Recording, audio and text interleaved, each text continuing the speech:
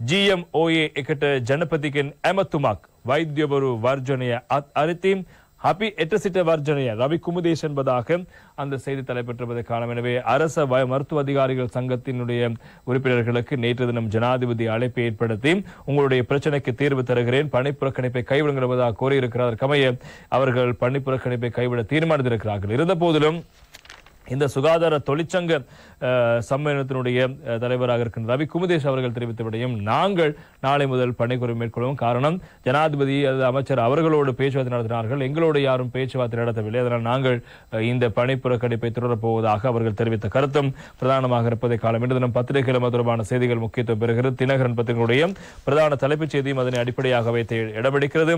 நாடு தழுவிய ரீதியாக இன்று நடத்தப்படவிருந்த வைத்தியர்களின் அடையாள வேலைநிறுத்தம் இடைநிறுத்தம், சுகாதார அமைச்சருடனான பேச்சுவார்த்தையின் பின்னர் தீர்மானம், மேலும் ஒரு சந்திப்பை நடத்தி அனைத்து பிரச்சனைகளுக்கும் தீர்வினை காணவும் முடிவு என்பதாக இன்றைய தினகரன் பத்திரிகை அந்த செய்திக்கு தலைப்பெற்றிருப்பதை காணலாம். எனவே அது தொடர்பான செய்திகள் பிரதானமாக இடம்பெடுத்திருப்பதை நாங்கள் காணக்கூடியதாக இருக்கிறது. தொடர்பில் நாங்கள் இப்போது விரிவாக பார்க்கலாம். சுகாதார அமைச்சர் டாக்டர் நலிந்த ஜெயதிசவுடனான பேச்சுவார்த்தை அடுத்து இன்று நாடளாவிய ரீதியில் முன்னெடுக்க திட்டமிடப்பட்டிருந்த அடையாள வேலைநிறுத்தத்தை இடைநிறுத்துவதற்கு அரச வைத்திய அதிகாரிகள் சங்கம் தீர்மானித்திருக்கின்றது. இது தொடர்பாக அரச வைத்தியர் சங்கத்தினுடைய அறிக்கை ஒன்றும் நேற்று தினம் வெளியிடப்பட்டிருக்கிறது. எனவே அந்த அறிக்கையில் தெரிவிக்கப்பட்டுள்ளதாவது எதிர்வரும் 21ஆம் தேதி வரை வேலைநிறுத்தம் ஒத்திவைக்கப்பட்ட சங்கத்தின் கோரிக்கைகள் குறித்து மேலும் பேச்சுவார்த்தை நடத்த நேரம் ஒதுக்கப்பட்டிருப்பதாக அந்த அறிக்கையில் சுட்டிக்காட்டப்பட்டிருப்பதை நாங்கள் காணக்கூடியதாக இருக்கிறது.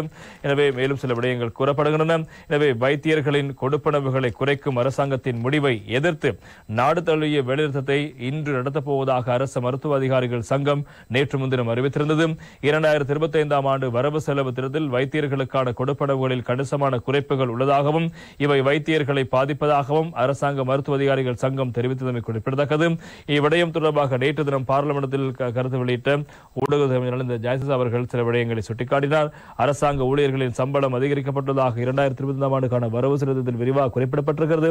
எனவே மருத்துவர்கள், தாதியர்கள் உட்பட சுகாதாரத்துறையில் மேல் மற்றும் கீழ்மட்ட உத்தியோகத்தர்களின் சம்பளம் அதிகரிக்கப்பட்டுள்ளதை நன்கு அறிந்துள்ளவரான முன்னாள் ஜனாதிபதி ரணில் விக்ரமசிங்கவின் ஆலோசகராக செயற்பட்ட சமன் ரத்னபிரியவே பணி புறக்கணிப்புக்கு போராட்டத்துக்கு அழைப்பு விடுத்திருக்கின்றார்.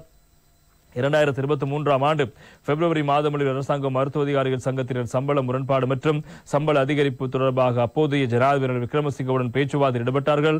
அதன்போது சம்பள அதிகரிப்பு தொடர்பாக சர்வதேச நாணயத்துடன் பேச்சுவார்த்தையில் ஈடுபடுங்கள் என தன்னிச்சையான முறையில் அவர் குறிப்பிட்டிருந்தார். எனினும் அதற்கு எதிராக அன்று எவரும் போராட்டத்தில் ஈடுபடவில்லை. பொருளாதார நெருக்கடி காரணமாக சுகாதாரத்துறை ஊழியர்கள் பெரிதும் பாதிக்கப்பட்டார்கள் என்பதை நான் நன்கு அறிவோம். பெரும்பாலான மருத்துவர்கள், தாதியர்கள் நாட்டை விட்டு வெளியேறினார்கள். பாரிய நெருக்கடிக்கு மத்தியில் அப்போது மருத்துவர்கள் மக்களுக்கு சேவையாற்றினார்கள். அவர்களின் அர்ப்பணிப்பான சேவையை கருத்தில் கொண்டே இந்த முறை வரவு செலவு திட்டத்தில் அதிகளவான சம்பளத்தை நாங்கள் அதிகரித்திருக்கின்றோம். மருத்துவ சேவையின் முதல் நிலை டாக்டரின் அடிப்படை சம்பளம் 39,860 ரூபாயினாலும், இரண்டாம் தர மட்ட டாக்டர்களின் அடிப்படை சம்பளம் 43,605 ரூபாயினாலும், முதலாம் தர டாக்டர்களின் அடிப்படை சம்பளம் 53,865 ரூபாயினாலும் அதிகரிக்கப்பட்டிருக்கிறது. அதே போன்று தாதியர்களின் சம்பளம் தரத்தின் அடிப்படையில் அதிகரிக்கப்பட்டிருக்கிறது. பொருளாதார நெருக்கடிக்கு மத்தியிலும் அரசாங்க ஊழியர்களின் சம்பளம் அதிகரிக்கப்பட்டிருக்கிறது. உழைக்கும் போது செலுத்தும் வரியில் நிவாரணம் அளிக்கப்பட்டிருக்கிறது.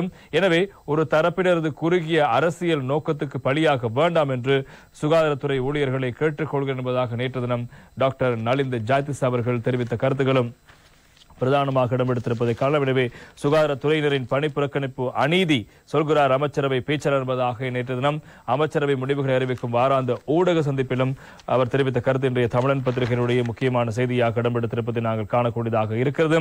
எனவே அவர் மேலும் சில விடயங்களை சுட்டிக்காட்டியிருக்கிறார். எனவே வைத்தியர்கள் உள்ளிட்ட அரச பணியாளர்களுக்கு குறிப்பிடத்தக்க அளவு சம்பள அதிகரிப்பு வழங்கப்பட்ட நிலையிலும் வைத்தியர்கள் உள்ளிட்ட சுகாதார பணியாளர்கள் பணி புறக்கணிப்புக்கு செல்வது அநீதியான செயற்பாடு என்பதாக அமைச்சரவை பேச்சாளர் ஊடகத்துறை மற்றும் சுகாதாரத்துறை அமைச்சருமான வைத்தியர் நலிந்த ஜெயதிச அவர்கள் நேற்று தினம் இடம்பெற்ற அமைச்சரவை முடிவுகளை அறிவிக்கும் வாராந்த ஊடக சந்திப்பில் இந்த விடயங்களை அவர் சுட்டிக்காட்டி பேசியிருப்பதை நாங்கள் காணக்கூடியதாக இருக்கிறது. எனவே அரசாங்க ஊழியர் உள்ளிட்ட வைத்தியர் அடிப்படை சம்பளமானது இப்போது அதிக அளவில் அதிகரிக்க கிட்டத்தட்ட பல ஆயிரம் ரூபாய் அடிப்படையில் அவை அதிகரிக்கப்பட்டிருக்கின்றன. அவ்வாறு இருக்கின்ற போது இவ்வாறு இந்த சம்பளம் தொடர்பான விடயத்தை முன்னிலைப்படுத்தி போராட்டத்தில் ஈடுபடுவது அநியாயமான செயல், நீதியற்ற செயல் என்பதாக அவர் தெரிவித்த விடயங்கள் பிரதானமாக இருப்பதை காணலாம். எனவே அவர் அதில் இந்த சம்பளம் எந்தெந்த கட்டத்தில் எப்படி அதிகரிக்கும், இப்போது எடுத்துக்கொள்கிற சம்பளம் எவ்வளவு, இனி இந்த அதிகரிப்பு வரப்போகிற சம்பளம் எவ்வளவு, அடுத்து வருகின்ற ஒவ்வொரு கட்டமாக எந்த அளவு சம்பளம் அதிகரிக்கப் போகிறது, மேலதிக கொடுப்பனை எப்படி அதிகரிக்கப் போகிறது தொடர்பான பல விடயங்களை சுட்டிக்காட்டி நேரத்தில் அவர்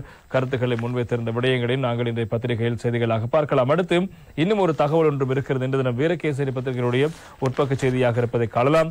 6ஆம் 7ஆம் திகதிகளில் தொழிற்சங்க நடவடிக்கையில் ஈடுபடுவதற்கு சுகாதார ஊழியர்கள் தீர்மானம் என்பதாக இன்னும் ஒரு தகவலும் இடம்பெடுத்திருப்பதை நாங்கள் காணலாம். புதிய வரவு செலவு திட்டம் தொடர்பில் விவாதம் இடம்பெற உள்ள 6, 7 ஆகிய 2 தினங்களும் சுகாதார ஊழியர்களுக்கான கொடுப்பனவு சலுகை குறைப்புக்கு எதிர்ப்பு தெரிவித்து சகல சுகாதார ஊழியர்களும் தொழிற்சங்க நடவடிக்கை ஈடுபட தீர்மானித்திருப்பதாக சுகாதார நிபுணர்களுடைய கூட்டமைப்பின் ஒருங்கிணைப்பாளர் ரவி குமுதேஷ் அவர்கள் தெரிவித்த விடயங்கள் முக்கியமாக இருப்பதை காணலாம். எனவே நாங்கள் வைத்தியர்கள் இன்றைய தினம் தங்களுடைய பணி புறக்கணிப்பை கைவிட்டிருந்தாலும் சுகாதார ஊழியர்கள் 6, 7ஆம் தேதிகளில் பணி புறக்கணி மேற்கொள்ளப் போவதாக ரவி குமுதேஷ் தெரிவித்திருக்கிறார். இந்த விடயம் தொடர்பாக இன்று பாராளுமன்றத்தில் அமைச்சர் நலிந்த ஜெயதிச அவர்கள் தெரிவித்திருந்தார். எனவே நாங்கள் சரியான அளவு எல்லோருக்குமான சம்பள அதிகரிப்பை வழங்கியிருக்கிறோம். அவ்வாறு இருக்கின்ற போது அரசியல் நோக்கங்களுக்கான விடயங்களை அடிப்படையாக கொண்டு இந்த சிலருடைய உத்தரவின் பேரில் பணி புறக்கணிப்புக்கு செல்வது அநியாயமான செயற்பாடு என்பதாகவும் நேற்று தினம் பாராளுமன்றத்தில் அமைச்சர் நலிந்த ஜெயதிச அவர்கள் சுட்டிக்காட்டியிருப்பதை நாங்கள் காணக்கூடியதாக இருக்கிறது.